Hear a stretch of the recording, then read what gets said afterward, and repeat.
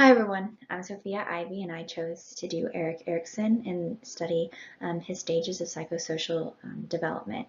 This is for Social Work 5301-017. Here's some quick history over Erik Erikson. He was born June 15, 1902 in Germany. After completing high school, he moved to Vienna to study art, his true passion. Once there, he became a teacher, working for Dorothy Burlingham and Anna Freud, the daughter of Sigmund Freud. Once there, he began studying psychoanalytics. In 1936, he became a part of the Department of Psychiatry at Yale, and he published his theory of psychosocial development in 1950. He definitely learned a ton from Dorothy and Anna, and a lot of his theory is based off of Sigmund Freud's psychosexual theories, and he passed away May 12, 1994. In Erikson's theory, there are 8 stages, and in each stage there's a specific crisis or task that is faced. Whether you have success, you may develop a healthy personality trait, whereas if there is failure, you have feelings of inadequacy with that trait. Here's a quick overview. So it is broken up to different age stages. So we have 0 to 12 months, 1 to 3 years, 3 to 6 years, 6 to 12 years, 12 to 18 years, 20s to early 40s, 40s and 60s to end of life. And at each stage, a person is conflicted and facing a different task they must overcome. Erikson's theory begins at birth. 0 to 12 months, this is where a child learns trust and mistrust.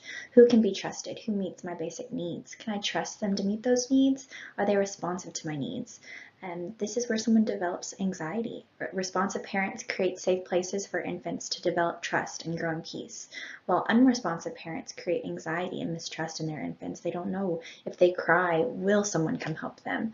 That creates an unpredictable worldview. They never know what's going to happen, what they can expect. From the ages of 0 to 3, that is where someone is learning autonomy versus shame and doubt.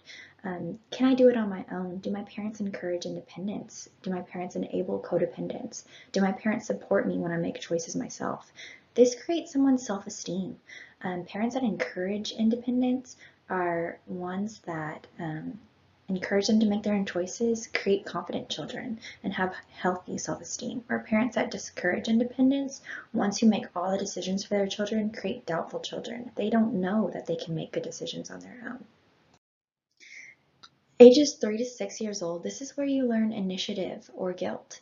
Can I resolve tasks? Once I start, can I finish? Can I be successful and master this task? Do I have the opportunity to begin tasks on my own? This is where children learn responsibility. Do their parents allow them to start and complete tasks? If they do, that's where they gather their sense of purpose and responsibility. They have initiative to do tasks because when they have done that in the past, they are encouraged and supported. Children who are discouraged from trying new things and working on tasks by themselves feel guilt and a lack of purpose. They lack initiative. The ages 6 to 12 years old is a big turning point. This is where you learn, how do I measure up to my classmates? Can my friend do this better than me? Do I accomplish enough in comparison to those around me? This is where someone can establish an inferiority complex. A child who feels that they measure up to those around them establish pride and confidence, and they have healthy relationships with their peers. Whereas a child who feels less than those around them have feelings of inadequacy and inferiority. This creates unhealthy relationships with peers. They have jealousy or envy when their peers have success. 12 to 18 years old, this is another pivotal age group, okay?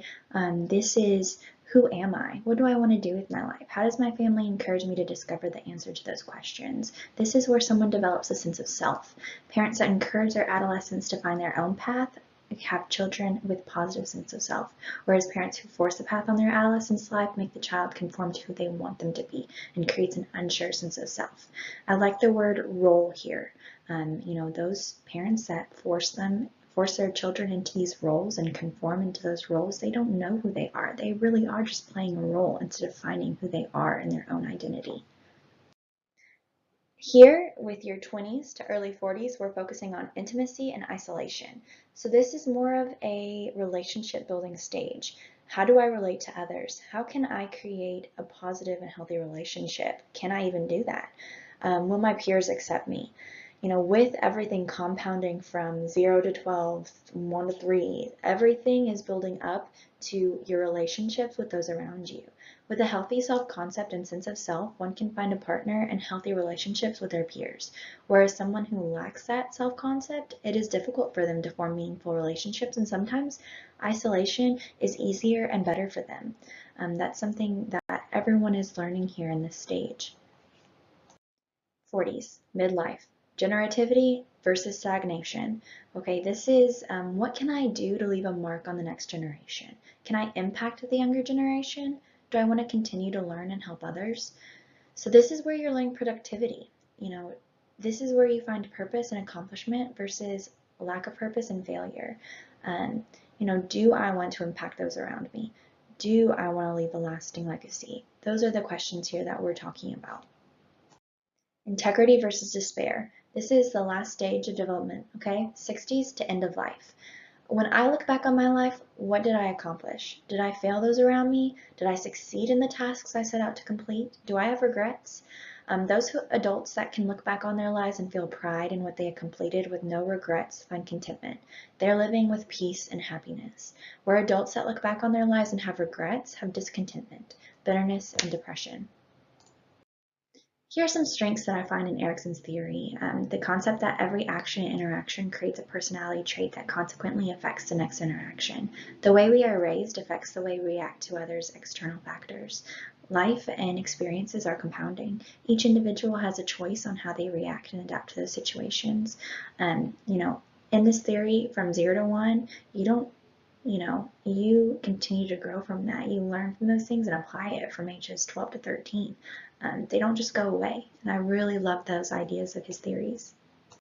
Some weaknesses that I see is that each individual has a choice in how they react. Sometimes his theories kind of lump together that it's all everything affecting us, not how we react to it. A person is not destined for a personality trait strictly based off experiences alone. And there are outliers. There are some things that, you can't account for, or you can't look back in history and figure out. And then change can happen at any age or stage. You can change at any point in your life. There's no set guidelines of how you grow and develop. I wanted to give a quick example of a CPS case study of how we could utilize Erikson's theory here. Here, Jennifer, 22, tested positive at birth, same with her baby Lacey, for meth. She received no prenatal care. Lacey is in the NICU, and she has given some social history to the social worker, and the social worker has had to call in a CPS referral. The CPS worker receives that intake and makes their way to the hospital. Feel free to stop at any of these slides and read through them yourself. I did provide some added information that I can't necessarily cover in the video form, but with a CPS worker, they're gathering social history. They're looking at what happened in Jennifer's life that led her to this point. Her mother was a drug addict. She was prostituted from the age of 3 to 13. She went into a group home in the foster care system. She ran away, abused drugs, and led herself to prostitution as well to fund her drug habits.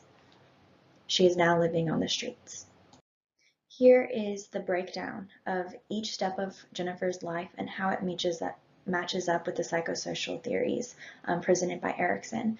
At each stage, from stages 1 to 5 in the childhood, adolescence, she was affected negatively, and it led her to the path that she was on. You can take your time and read through each of those. It definitely gives an example of how something affects someone to where they continue to grow and age, and that continues to affect them and who they are as an individual. And here at stage 5, we see Jennifer's identity and who she sees herself as. The CPS investigator uses what we learn in Jennifer's past and tries to find different ways we can help Jennifer. Unfortunately, Lacey had to be removed from Jennifer's care, but we were able to provide services the way best benefits Jennifer. After a year of Lacey being in foster care, Jennifer had completed GED classes, had a job, completed a drug treatment program, completed counseling. We have seen significant growth as the investigator and the CVS worker here. The court orders a monitored return for Lacey, and it's a successful reunification. This is a dream scenario, but it does happen, and with the help of Erikson's theories here, we are allowed to find a roadmap of how to help Jennifer. Here are some overall applications of Erikson's theory on social work. We are able to use his theory as a guide to understand how a client develop their self-worth. It helps us identify what areas an individual needs to work on and needs support in. Each action has a reaction and effect in the lives of those around us. Erikson's theory is a roadmap to identify the wrong turns. And here are my references. Thank you so much for taking the time to listen to this video and PowerPoint presentation. Basically an overview, Erikson's theory is a great tool to utilize not only in social work, but in our own lives. It's a good tool to have some self-reflection and look back on what's going on.